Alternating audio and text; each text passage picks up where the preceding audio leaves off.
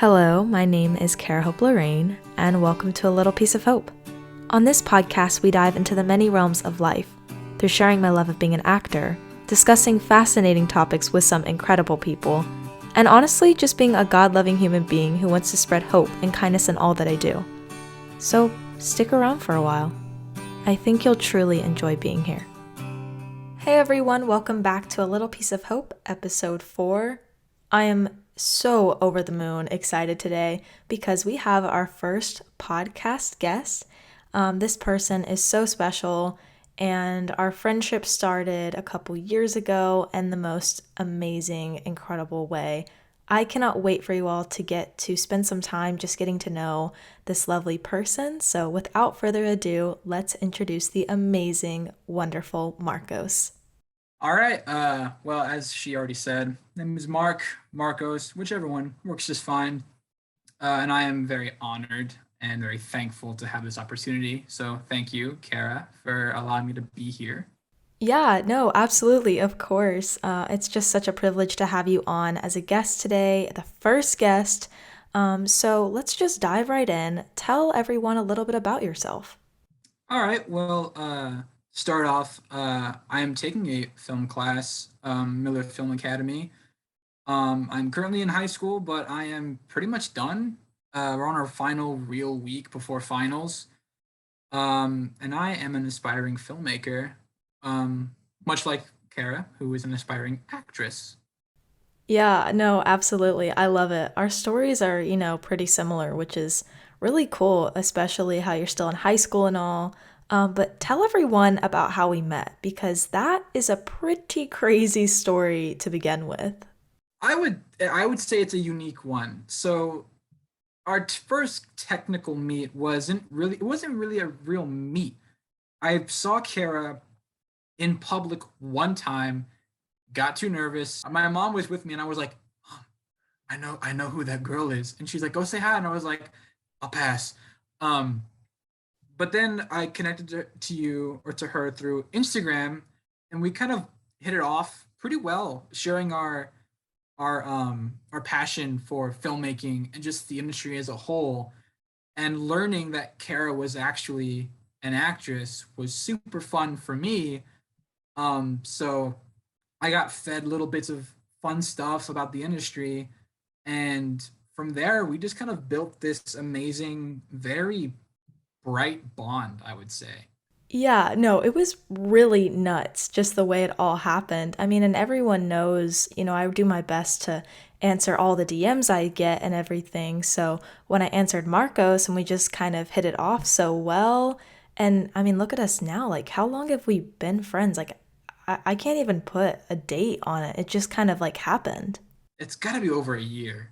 Yeah, something like that. I mean, I talk to you all the time. I mean, basically, me and Marcos are always chatting on Instagram daily, sending each other DMs and industry news. And, sometimes I'll send him auditions or things I'm working on and stuff he's working on. So it's just so cool. And I love how unique, our story is. And I guess that just really, makes me curious. Like, how did you get into filmmaking? Like, what was that point in your life that you were like, this is what I want to do? Is there like a specific moment you can tie it back to? Like, tell us about it.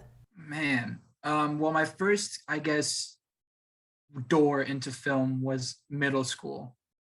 Um, I was starting to make trailers for fun on this silly iPhone app, which I still carry on me. And I would just make these really strange videos or trailers, and I would show them to people, and it got like small praise. And I kept doing it and doing it, and it was just every time I did it, it was getting better. So from that point forward, I started studying film for my own, watching different ones, and really getting into the filmmaking. I want to say my real window into like, wow, I kind of want to do this was behind the scenes stuff. Normally people watch a movie and they're like, I want to do that. I saw the behind the scenes, how these effects are made in a horror movie, the makeup design, what goes into it, all the little meticulous things you have to do. And that's when I was like, I want to do this. But as far as discovering I want to be a director, it was when I was writing down these ideas, and I would just say to myself, this would make a great something something movie, a great horror movie, a great superhero movie. And it with all these different ideas, it really put me in the mindset of a director. And I was already casting things in my head. I was designing a score in my head. You know, when you're making an idea, everything comes to you slowly, but piece by piece. And the more you get into it, you kind of can't step out of it. Like it's a rabbit hole for sure. You sink in and you're so immersed and so passionate for this. Like it's like your child and you want only the best for it. And from there on, you have a project. And that's when I really was like, this is what I want to pursue. Having all these different ideas and having it culminate into one beautiful passion project. I love that. Yeah, I'm just grinning from ear to ear right now because I just love the way Marcos is able to talk about his passion. I mean, you have somebody here who is so clearly able to describe his love for this art. And it is downright inspiring. And it's something that I really loved from the get go when we started our friendship. Just our DMs and texts and the way he would talk about, a simple film or actor or anything. I mean, it could be a piece of equipment, and it was just so eloquently written. And that's true passion right there. Somebody who just knows, and can clearly describe, and maybe sometimes even lose a loss for words because of how much they love it. And so by him being so passionate and into, directing and film, it keeps me inspired to keep going. And, that really just, it's crazy to think that we're so young. I mean, I'm 19, you're 18. So, how does this fit then into your age and being so young, starting a career as daunting as this? What's it like, being your age? When you're young is when, or at least when you're our age. So I'm 18, Cara's 19. Around this time, you kind of have an idea of what you want to do. Either that or you're dead set. And I guess why it plays into me so well is when you're young, you're still experiencing and you're still living. And so pretty much every living minute of your life is an idea. You'll, even if you're just sitting in your room and just glancing at things in your room, that's where you start. And then you really think about it. How can I make this play into something? And before you know it, you have like 4 or 5 branches of storylines or ideas, which eventually those are your roots. And then when you find things that connect and go together, they intertwine. At the end of it, you'll have a small plant, a small tree. And a fully grown plant or a fully grown tree is a fully developed and ready to film idea, or at least a ready to go idea to send out to people. So when you're young, it's definitely easier to think of things, because when you're so young, the mind is unlimited. Even when you're older, but when you're older, you kind of feel like everything's been done. Like you have a different mindset as an adult than you do a younger individual. So for me, a lot of ideas are based on things I have gone through or that people my age could go through: mental health or loss, grief, or self-image. Lots of different things that you can play on and expand upon, and kind of beautifully, in a way, have those same people be heard. Because there are people that are our age that go through certain things that can't speak out, either because they're afraid to or they just don't want to. But to see someone else go through a similar idea, or if not the exact same, and to make something that is not only so apt in every detail, but just to feel someone else and just know someone else is going through the same thing as you, makes you feel less alone, and it makes you feel heard, which ultimately is the goal: have others feel heard that can't speak out, or just can't really do anything about it, which is my overall goal with film as a whole, is to make others feel heard whilst also entertaining them. That's such a unique way to word that and recognize that because it's so interesting to me that at your age, you just have this ability and knowledge to know, okay, this is my age and this is what I can do with it. And, we have this, mentality right now that the world is our oyster. And it's really cool to see you using your age to benefit you with the now. And what can you do now, to help your career down the line and really give you a firm foundation to have stuff, to have ideas ready to go. I mean, I'm sure you just have so many ideas 24/7 just popping in and out of your head. She's not wrong. Yeah, it's just crazy because, it's actually really hard sometimes to just think of ideas and but I think people don't realize that it's hard, but it's not. In a way, like if you really just, set some time aside every single day, put away the phone, the social media, get out in nature, get in your quiet space, and just start allowing your brain to go to those places and be creative and, chase down the rabbit hole, whatever thought you have.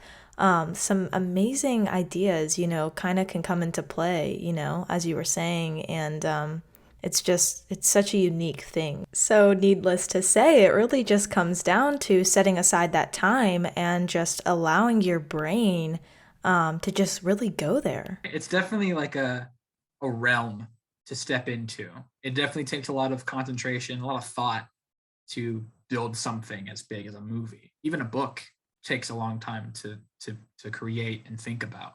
Yeah, most definitely. So then how then at your age, do you think your voice, can you use it at the age you are? Because, we have society telling us that, this is the way it goes and, oh, if you're this age, you're too young to really have a voice or speak out. So what are your thoughts on this and just using your art and your voice at the age you are?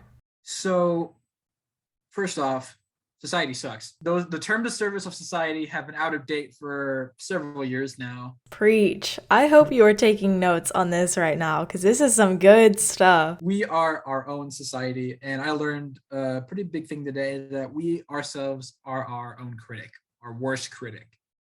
As hard as it is to say, you can make the most Oscar nominated thing in the world, and you yourself, the creator, will never be satisfied. So for someone my age, I start small. I pick up small things first, um, small issues, small lessons, and then kind of pick up from there. I snowball it. So one project has this small issue. All right, what can I do better and apply that to the next project. So as far as getting my voice heard in film, at the end of the day, it's not really so much of my voice being heard.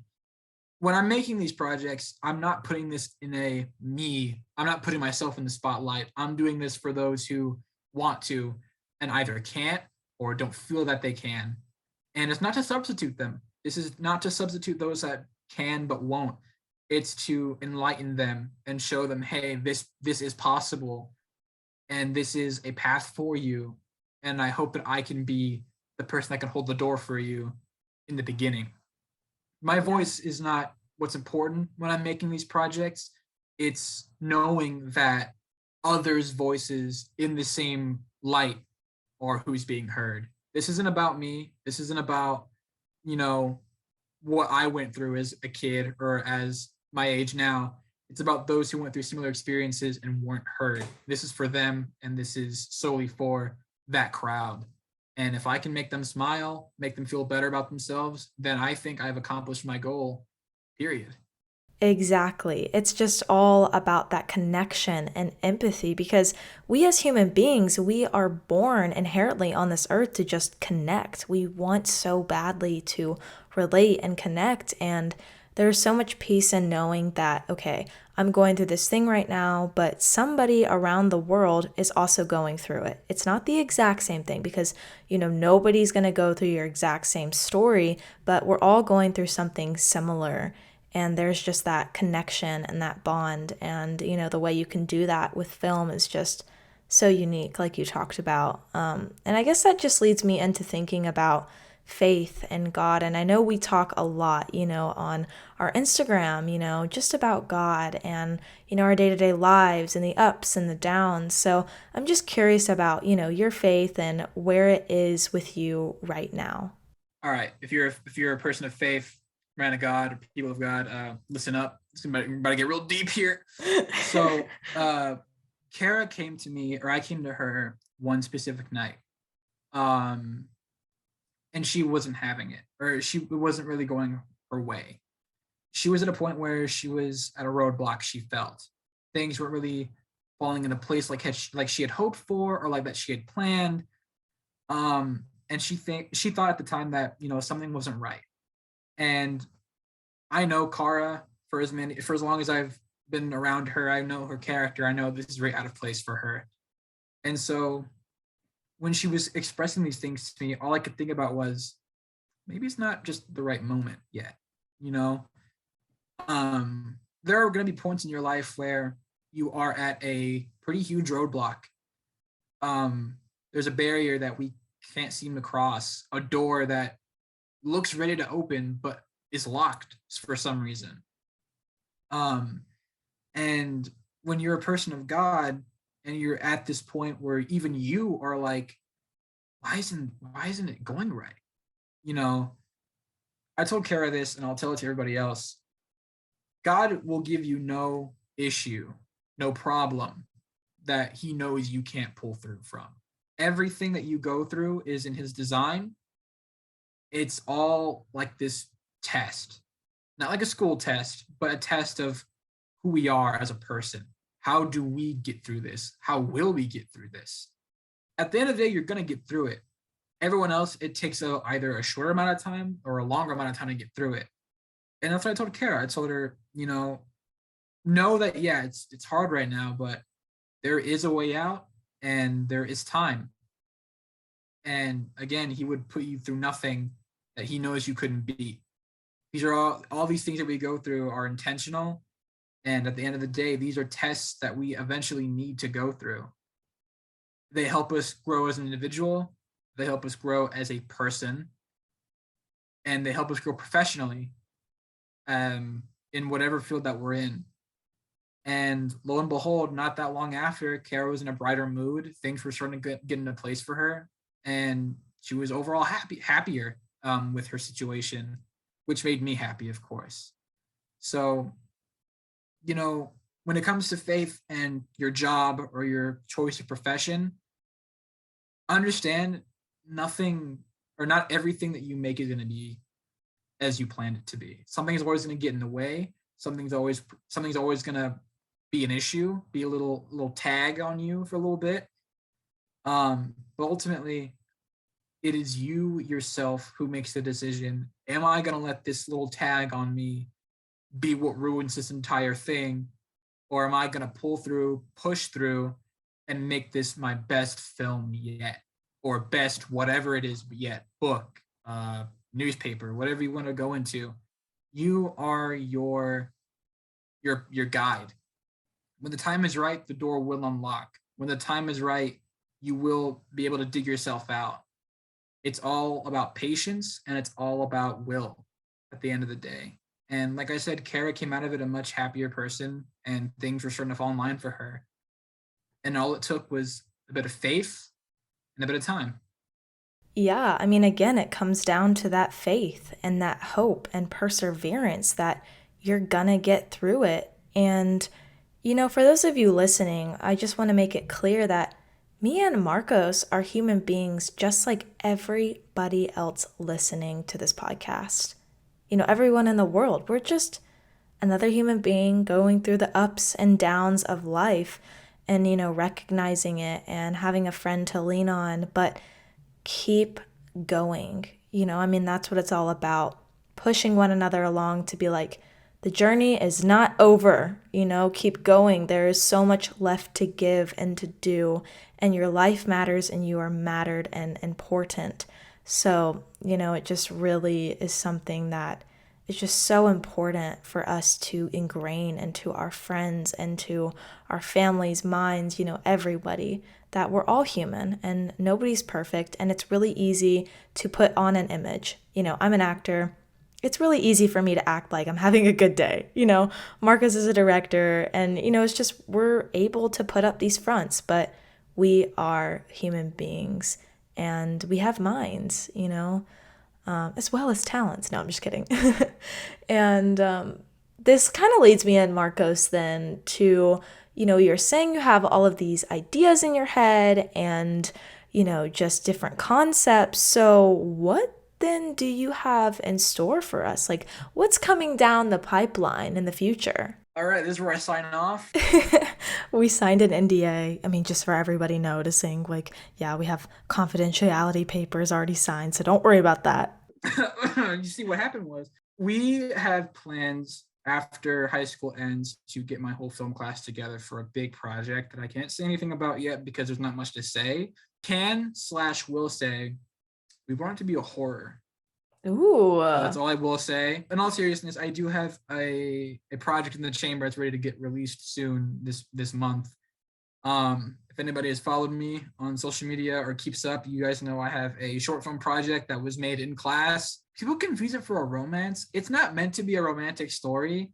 The premise of it is Alan, who is our main character, our male lead, is this person who is immortal, can't seem to die, who meets somebody and befriends them and learns of a disease that this person carries and wants to keep them around, because his whole thing is he's bored with life. He can predict things when they're going to happen because he's lived for so long. Yet when it comes to this new friend, our female lead, Marie, or her name is Maria, he can't predict her. She's unreadable to him, and that's what makes her unique to him, and why he's able to bond with her so well is how unique she is. And ultimately, it's a very interesting tale about, living and learning to live I don't want to say the correct way. There's no correct way to live, but make good choices and live the time that you have wisely and live it well while you still can. For our main character, tomorrow is always guaranteed, but for those around him, it isn't, in which that could still affect him.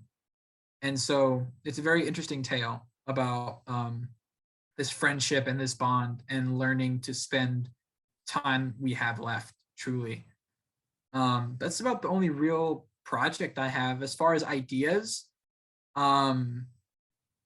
not much is down the hatch as far as filming, but I do have plenty of ideas I will share in due time. Yeah, we can't give them all the information, Marcos. They're just gonna have to come back. We'll schedule 2 months from now. There you go. Yes. I know, because like 2 months go by and it's like we're basically two different people. I mean, not really, but in a lot of ways, so much happens in 2 months. Like it's crazy. It blows my mind. My gosh. Yeah, I'm gonna have an actual beard now.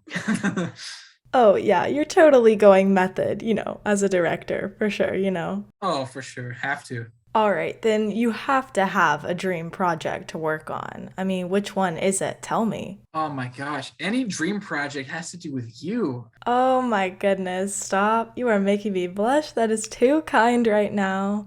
But in all seriousness, we are definitely going to work together. Just want to let the audience know now. This is your inside scoop. Oh yeah, no. Keep that in your minds for a while. That's not leaving anytime soon. No, but a huge project I want to do is anything hero related. Really. Cara and I share back and forth different hero ideas. By the way, Marvel, if you're listening, we're still waiting on that Squirrel Girl announcement. Still waiting on that. Oh, yes. Hi, Marvel. Yes, this is Cara-Hope. Nice to talk to you. If you're listening, you have two amazing people ready for the new Squirrel Girl series that is yet to be made. I will be Squirrel Girl, pitching myself as that. Marcos is great at directing and, posters, everything you can possibly think of. So I'm pitching the both of us. We are together, package deal, that's how it works. But no, seriously, you're missing out on two amazing, amazing people. Marcos, we're manifesting. This is what's happening. We can slide you some money. I didn't do research on this character for nothing. It's gonna happen. Yeah, we already wrote the script, remember? Yeah, for sure. Uh, Uh, no, but a dream project is definitely something hero related or something that I can do that's extremely fictitious and doesn't have to rely too much on reality. Just something yeah. fun. Just something that's really fun and means a lot to me at the same time. I love that. Yeah, we just have to, remind ourselves that having fun is a good thing that we all should have, even though, me and Marcos really like the hardcore, the intense stuff, but yeah, it's good to have, those fun moments, keep the life going, the energy up. Of course. Life is too serious to just not have fun every now and then.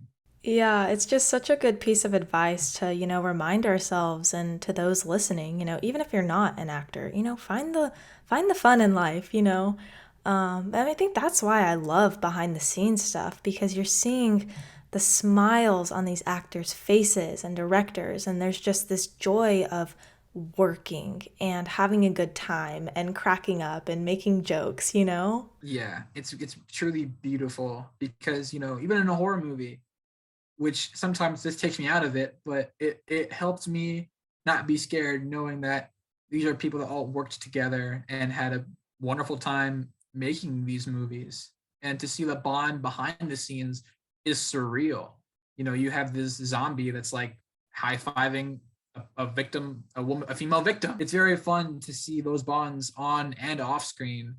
Really goes to show the environment that they're in as an industry. You can tell what environments are the best and what aren't truly the best, but it's always those fun environments that truly hook you in the industry. And that's the environment I hope to provide and give to my future actors and coworkers. Yeah, that's just so beautiful. Yeah, I'm right there with you.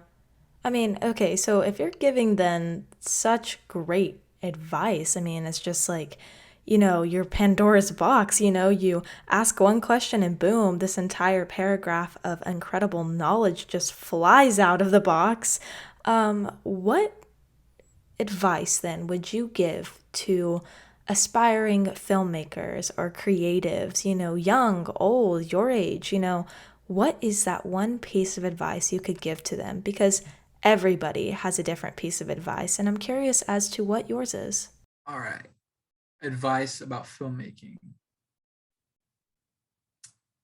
Like I've said before, you are your biggest critic. So you're not always going to be satisfied with your work. What I will say is if you plan to be in the industry, you need to have some thick skin for sure. Yeah, I mean, you better layer up. It gets cold in this industry. You might catch a burn or a cold burn. You're going to catch a lot of that. Yeah. You have to learn to be able to take criticism. That's bottom line. That you have to take criticism. And when you do get criticized by someone who's a professional, not people on Twitter, Ooh. when you get criticized by a professional, let's just say that, don't take it harsh. They like or care enough about your project enough to even give you advice on what to do. So when you're presented that criticism, take note of that. And when you make another project, try something different and apply that knowledge that you were given into the next thing. I'll tell you this right now, and I speak from experience, your first film is not going to be good. You can try as hard as you'd like. Your first project is going to be terrible. It's going to be garbage, maybe. It may be decent. The nice way I can think of it, it's going to be a decent movie. It's not going to be good. To make a good movie takes practice, time, a lot of effort, and tons of experience. And the realest advice I can give you is if you're someone who's my age or younger and you're getting fresh out of high school or you're working high school currently, or even if you're younger, know that you're not going to be in the field you want to be the minute you finish. To be in a position of a director, in my case, I have to work my way up that ladder. I got to be a PA. I got to be this. I got to be that. The biggest advice I could give as well, I learned this from my teacher, never be the smartest one in the room. I'm going to repeat that. Never be the smartest one in the room. If you're like me and you're climbing up the ladder to an ultimate goal, go into the first job. Once you know everything there is to know, and you're like, there's nothing I need to do here. Move on. Next job. When you learn everything, move on. And, again, take passion. Don't make everything about just your voice. Give a good, welcoming environment to your audience and the people working with you. Cue the mic drop, cue the Quizlet notes. I feel like I need to pull out my pen and paper right now and just start journaling away. I mean, it just blows my mind the amount of knowledge you have at your age. Again, it's just so cool and refreshing and just really so unique to have that perspective and look, and especially because we feel so ridiculous if we aren't the smartest person in the room, right? I mean, it goes back to that society sucks, because we feel the need to be the best in the room. And it is so cool to point out that no, it's not actually. That learning, that process is where it is at. Yeah, it's always perceived that, hey, I have to know what I'm doing. I have to know what I'm doing. Yeah, no, not all the time. Because some point, it's like you're in a part where you know that stuff, and it's like, well, I know it, but can't apply it. You don't always have to be the smartest one. You don't have to be this genius. No, get what you can, learn what you can, and make that your own kind of thing. And that, everyone, is how you ace the test with Marco's phenomenal, just, brilliantly, gifted mind and notes he's giving everybody about, what's helped him and what he's learning, So, I can't believe it. I mean, time has already gone by. This podcast is about to come to a sad end, but I guess that means, Marcos is just gonna have to come back on, every couple of months, series regular. Stay a little bit after. There's a post-credit scene we have. There's post-credits.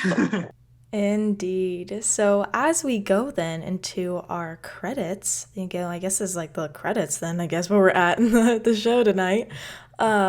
Marcos, where can we keep up with you? I mean, I want to know. I mean, I'm curious. I'm already following you, but at the same point, I still want to make sure I'm following you on your Twitter and social media. So where can we follow you to make sure we are staying in the know about this up and coming director, filmmaker, the amazing Marcos, who, everyone, you're gonna wanna, keep an eye out on him. I mean, he's gonna be something pretty amazing. So, I mean, mark my words, I'm betting on it right now. All right. Well, I have a YouTube channel in the works, Cinemark, not to be confused with the company with the K, with the C. We are one letter away from a lawsuit. So just, my YouTube is that. There's nothing up there yet, but there will be soon. Stay in touch. My Instagram is embarrassing. It's Schwaggy Mexican, a play on words. It will change eventually. Don't laugh at me. That is SCHWA, 2 G's and a Y, and then Mexican spelled, the normal way to spell it. I'm also on Twitter on @officialMarcosL.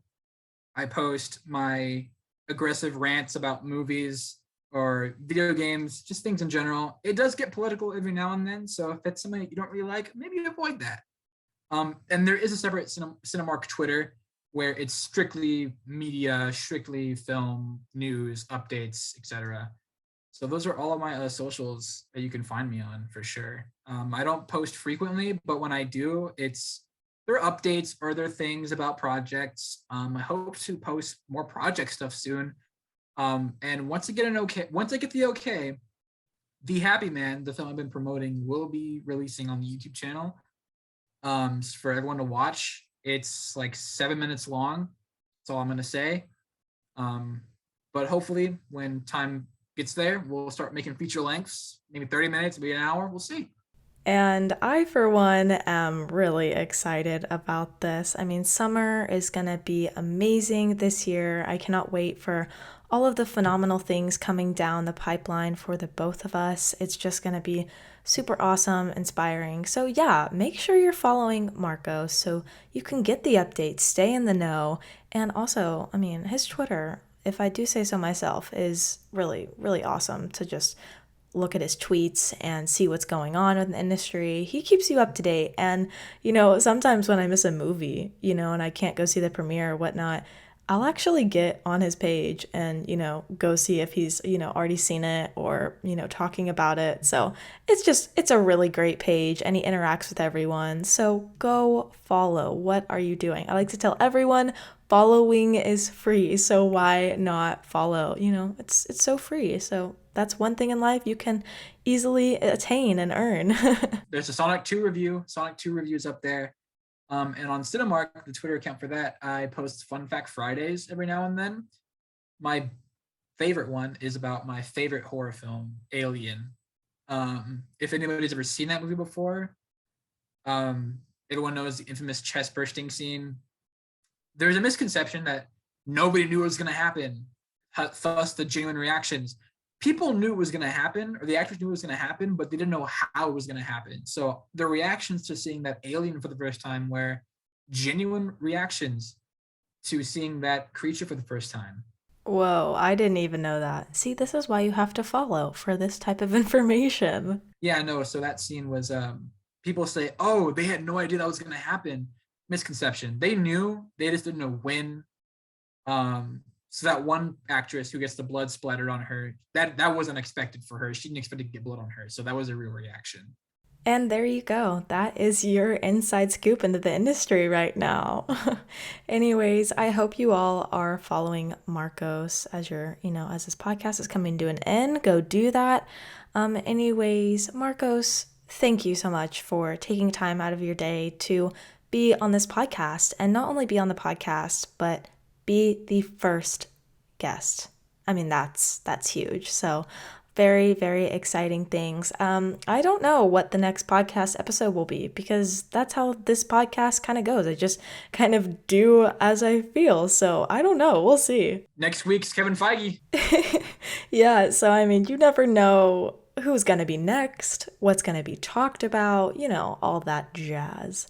Anyways, I hope you all are having a blessed day. May you go into today and to tomorrow with peace, light, and an abundance of joy. Thank you again, Marcos. You are a light. Keep shining. I love you all so much, Little Piece of Hope family. And yeah, keep going. This is the Believers family, and until next time. Thanks so much for listening. It means the world that you would take time out of your day to tune into this podcast. I hope you go into the world with peace, light, and an abundance of joy. Oh, and just remember one thing. Stay humble, but hungry. Special thanks to Lucas Chambers, who composed the music for today's podcast. Until we meet again, my dear friend.